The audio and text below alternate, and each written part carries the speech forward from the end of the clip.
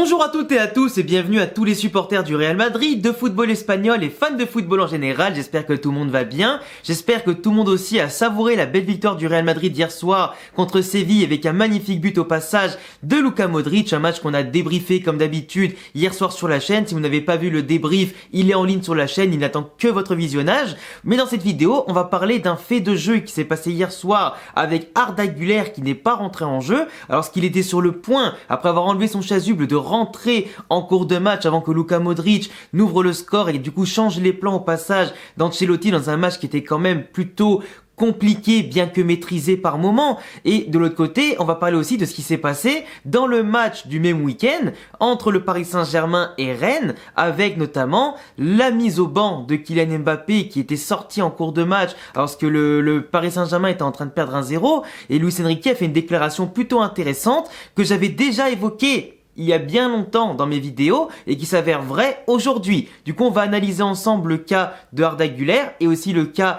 de Kylian Mbappé dans cette vidéo, et je vous laisserai bien sûr vous abonner, cocher la cloche, me donner vos avis, laisser un petit pouce bleu, ça fait toujours plaisir. Pour commencer, on va parler de Arda Güler, du coup, qui n'est pas rentré en jeu hier. J'ai vu plein de gens dans les commentaires de mon débrief gueuler sur Ancelotti en disant que ça se faisait pas, que Arda Güler en plus c'était son anniversaire, qu'il fallait le faire rentrer, qu'il méritait de jouer, que normalement le Real, avec Rossellou pas là, Bellingham pas là, etc., il y avait largement la place de le faire rentrer. Et moi, je vais vous donner mon avis. Hier, je l'ai donné de manière assez rapide, mais là, je vais le détailler un peu plus, tu vois. Arda Güler, déjà de base, peu importe son âge, quand un joueur mérite de jouer, il joue. Que ce soit à l'entraînement, avec ce qu'il fait, sa débauche d'énergie, son attitude, sa discipline, ses progrès, le fait en plus qu'il soit bien remis de ses blessures, que tout le monde le loue en général dans les médias, comme Kroos, comme Modric en tout cas, pour parler de son talent et du fait qu'il va émerveiller le Bernabéu et le Real Madrid bientôt et du moins ces prochaines années. Le fait aussi que tu mérites de jouer si tu as une attitude exemplaire les jours de match, que tu t'entraînes bien, que tu t'échauffes bien, que quand tu joues, tu profites des minutes en tout cas qu'on te donne, que ce soit 5, 10, 15 minutes ou plus. Il faut que tu en profites un maximum pour te montrer que tu es déterminé, que tu défends, que tu attaques et que tu es intéressant, que tu bonifies tes ballons. Aujourd'hui, Arda Güler, nous malheureusement, on ne fait pas partie du quotidien du Real Madrid, on n'est pas H24 avec lui, on n'est pas au quotidien avec les joueurs comme Ancelotti et son staff le sont, et Ancelotti a déclaré à la fin du match que Arda doit subir la concurrence des joueurs en place, que pas forcément qu'il n'avait pas le niveau, mais qu'il devait élever un peu plus son niveau pour être au niveau des autres. Ça passe non pas forcément que par le niveau technique, mais ça passe aussi par le niveau physique. Un joueur qui n'a pas eu de préparation estivale, qui a eu plusieurs mois blessé, plusieurs rechutes, qui n'a pas pu faire plusieurs mois d'affilée d'entraînement sans se blesser. Forcément qu'il a un retour, ou du moins un retard, on va dire négatif par rapport aux autres au niveau physique de l'impact, et qui l'empêche par exemple de jouer une heure de jeu, une mi-temps, 90 minutes, etc. Ancelotti, vous connaissez tous, il a toujours eu cette vision de l'entraîneur qui est très conservateur, qui va utiliser les 11, 12, 13, 14 mêmes joueurs, et les autres grappillent en général que des miettes, que des bouts de match de 5-10 minutes. Et en général, quand tu joues au Real Madrid, c'est une concurrence qui est énorme. Quand tu as déjà tous les joueurs présents, même quand on a un ou deux qui sont absents, tu as toujours des mecs assez polyvalents pour être mis à d'autres postes et qui sont simplement là pour apporter leur qualité, suivant ce que l'entraîneur demande dans sa tactique et sa formation, et suivant les besoins de l'effectif à l'instant T. Arda Güler, peu importe qu'il ait 19 ans, peu importe que ce soit son anniversaire, parce que c'est pas parce que c'est ton anniversaire qu'on doit te donner le cadeau de jouer des matchs, il faut le mériter. Ancelotti, peut-être qu'il n'est pas juste, parce que le gamin s'entraîne sûrement très dur. On voit souvent les extraits où il fait des trucs incroyables avec Brahim et Bellingham, par exemple, pour donner que ça comme exemple. Mais malheureusement, nous, on n'est pas là pour voir au quotidien sa discipline, qu'on appelle ça, son implication. Et aujourd'hui, peut-être qu'Ancelotti juge que son niveau athlétique, physique surtout, n'est pas bon. Peut-être que son implication n'est pas assez bonne. Peut-être que par rapport aux autres, c'est pas assez bon. Et moi, je vais vous dire un truc. Quand tu as l'effectif complet, par rapport à ce qu'a fait Rossellou, par exemple, ou Brahim Diaz depuis le début de saison, ou par rapport à ce que contribuent Bellingham, Rodrigo, Vinicius, par rapport à ce que font d'autres joueurs qui rentrent dans la rotation, ils ont tous mérité de jouer.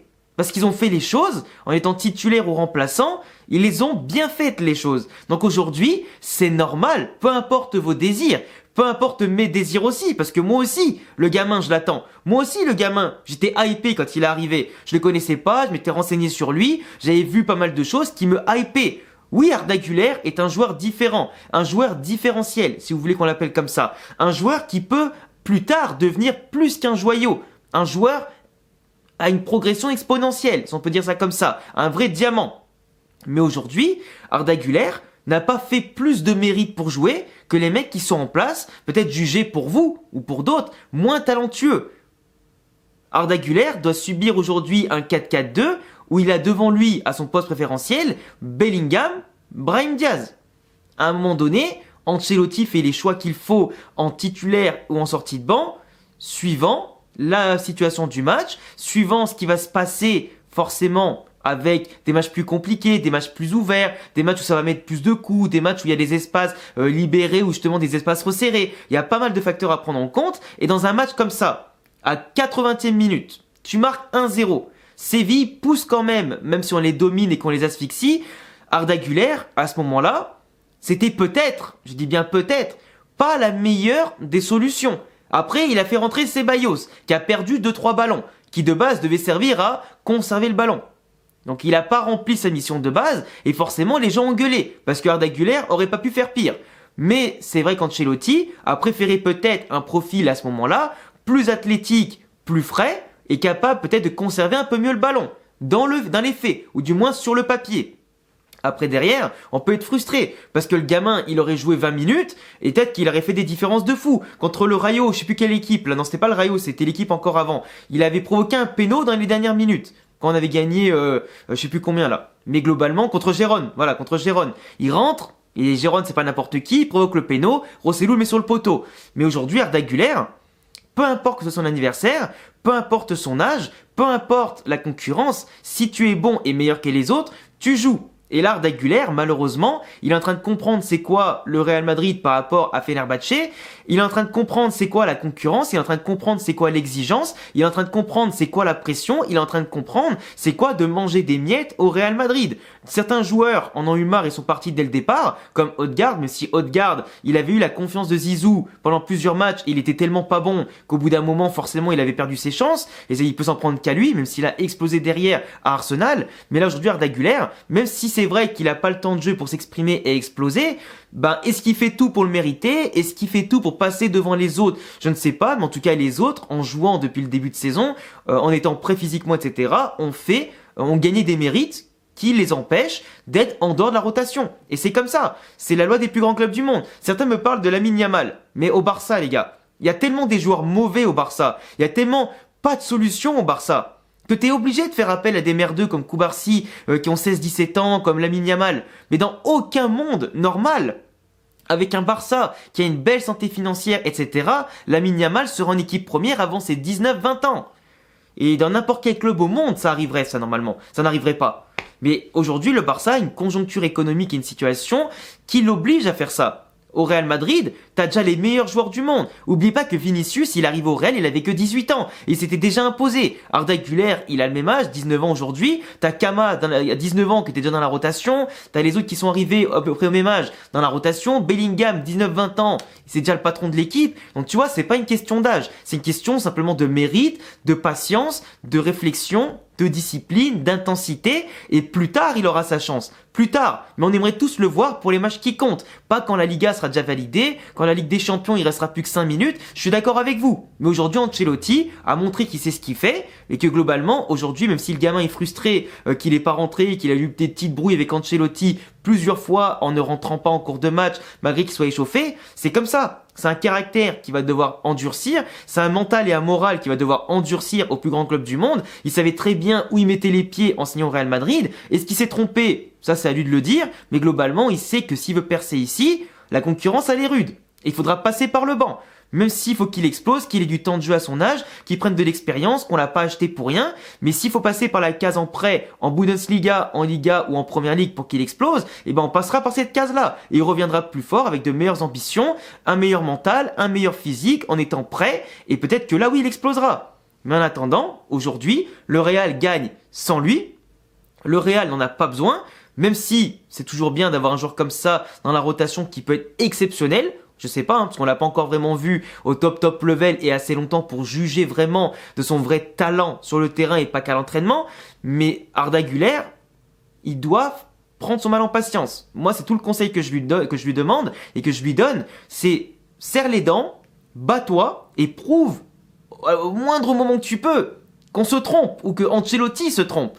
Et là, ça pourra bien se passer. Non, pour parler vite fait de Mbappé avec Luis Enrique, Enrique l'a mis sur le banc en disant qu'il faut tôt ou tard se préparer à jouer avec et sans Kylian. Donc, l'officialisation du transfert de Kylian est bel et bien quasiment là, à demi-mot, ou dans son expression et en tout cas son attitude, Luis Enrique a confirmé qu'Mbappé partait bien. De base, l'annonce était faite quand Soum Soum, entre guillemets, en interne, même si dans les médias on en parle maintenant depuis que ça a été globalement annoncé, son départ du Paris Saint-Germain, mais là il vient de confirmer qu'Mbappé s'en allait et que tôt ou tard il faudra compter sans Kylian, et globalement il fait comprendre que même si le Paris Saint-Germain est mené, si Mbappé n'est pas bon sur le terrain, il le sort. Et globalement, c'est ce qui s'est passé. Il a dit qu'il ne voulait pas sortir Ousmane, qui était excellent selon lui. Moi, j'ai pas vu le match, donc c'est à vous de me le dire. Mais il a sorti Barcola et Mbappé en même temps. Des joueurs qui apparemment étaient pas forcément au top de leur forme contre Rennes à domicile hier. Mais globalement, Mbappé qui sort, c'est quand même un symbole. Mbappé qui joue pas 90 minutes, te dire que tu sors Mbappé alors qu'il est capable, sur un geste, un dribble, une accélération, une frappe, de te sortir de la merde et marquer pourquoi pas des triplés en 5 minutes, c'est déjà que le choix il est fort. Et Enrique a raison, j'en avais déjà parlé. Annoncer le plus tôt possible le transfert d'Mbappé en dehors du Real Madrid, enfin du Paris Saint-Germain et donc aller au Real Madrid ou pourquoi pas ailleurs, c'est risqué d'un côté pour Mbappé parce que le club pourrait se dire s'il faut qu'on prépare l'équipe l'année prochaine sans lui, on va le laisser jouer, mais dès qu'il fera des caprices, hop, on peut le sortir, il jouera beaucoup moins, il aura moins de temps de jeu, moins d'impact. Dès que ça ira mal, Enrique pourra l'écarter parce que il aura plus aucune pression de sa part vu que le mec ne va pas rester, qu'il aura quand même pris pas mal de thunes au PSG, qu'il les a fait quand même bien tourner en bourrique, tout ce que tu veux, mais globalement, il n'y a plus de pression parce qu'il s'en va. Donc dans tous les cas, qu'il soit content ou pas content, c'est du pareil au même. Il n'y a aucune pression à avoir sur lui. Donc c'est lui le patron, Enrique, et il a bien raison. Parce qu'avant, les autres coachs ne pouvaient pas le faire parce que c'était Mbappé, le patron, encore plus grand qu'eux. Donc globalement, voilà. Mais s'il s'en va, le patron, c'est Luis Enrique. Donc à partir de là, il montre qu'il a des coronets, que c'est un coach qui en veut, même si c'est très bien que pour aller au bout en Ligue des Champions, il devra laisser Mbappé le plus longtemps possible sur le terrain et très motivé, bien sûr que oui. Mais après, le fait de le sortir aussi comme ça va peut-être le booster encore plus pour les temps de jeu qu'il aura après. Parce que s'il se dit qu'il va jouer 1 heure de jeu au lieu de 90 minutes la plupart du temps, quand ça va bien ou pas, forcément il va se donner encore plus pendant la mi-temps ou l'heure de jeu ou un peu plus qu'il aura à chaque fois, en Ligue 1 comme en Ligue des Champions, pour s'arracher, marquer encore plus de buts, laisser encore plus son empreinte et sa légende au Paris Saint-Germain avant de partir, et pourquoi pas ramener d'autres trophées, tu vois. Même si la Ligue des Champions, globalement le Paris Saint-Germain, ils vont pas la ramener. Du moins c'est très très peu plausible qu'il la ramène cette saison. Enfin bref, tout est possible dans le foot, tu vois. Mais en tout cas, Mbappé qui subit un petit peu son choix, qui subit un peu sa discussion avec Nasser et le club, mais par contre, ça permet au PSG, au Real Madrid de se préparer de part et d'autre. Au niveau économique, préparer déjà les futurs recrues, la future organisation avec les départs, etc. de l'effectif, et globalement, c'est plus sur Mbappé que le côté négatif retombe.